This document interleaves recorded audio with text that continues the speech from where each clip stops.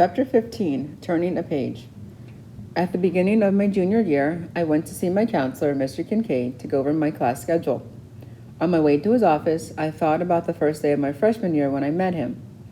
This time I felt much more confident. I walked into his office. He was sitting at his desk talking on the phone. He motioned for me to sit down across from him. He wore the same dark gray suit that he wore 2 years ago before. It sagged around his shoulders and its color matched his hair. The piles of paper on his desk and the top of his file cabinet had grown. I glanced out the window to the left. The garden in the courtyard looked the same as it did my freshman year. He hung up the phone, picked up my file from his desk, and glanced at it. "You did very well last year," he said, "except in driver's education. You made the California Scholarship Federation. Congratulations." I had trouble parallel parking, I said, feeling embarrassed. Everyone had told me that driver education was an easy A, but not for me. Every time I got behind the steering wheel, I got nervous because I remembered the time our car Cachita was hit from behind by a drunk driver in Selma. None of us was hurt, but it scared me.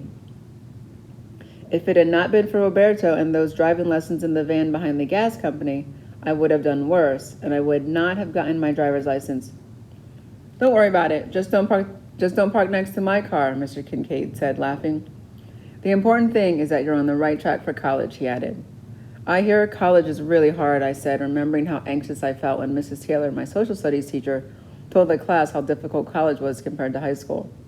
She reminded us whenever someone grumbled about homework or grades, which was at least once every class. Mr. Kincaid stared at me briefly, then looked out the window. "It all depends," he said.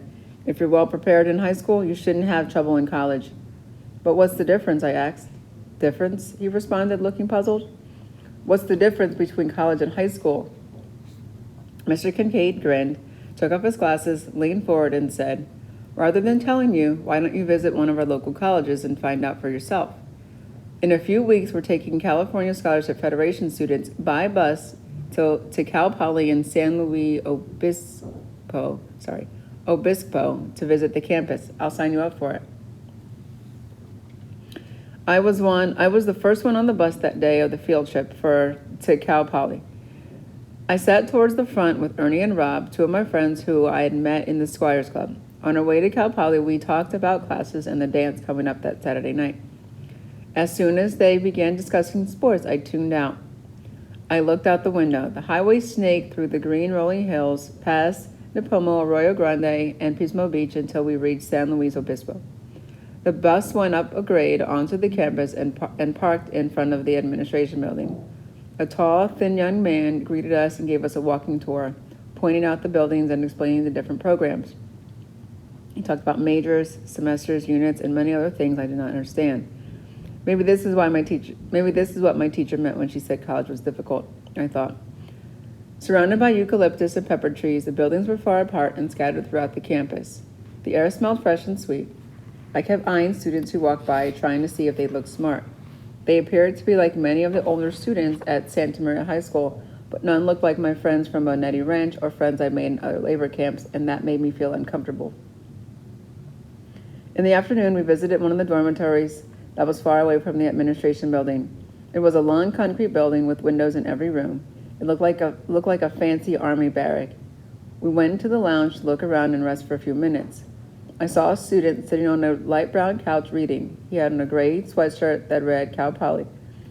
I wonder if he felt lonely like Roberto and I did when we lived alone. The student seemed annoyed by the noise we were making. He looked up, made a bad face, and left in a hurry, leaving one of his books behind on the couch. He was gone before I had a chance to tell him. I assumed it was a college book and wondered if I would be able to read it. Just as I was about to move toward the couch, I heard the guide say, "Time to head back." Everyone followed him out the door, but I stayed behind and waited until everyone had left before picking it up.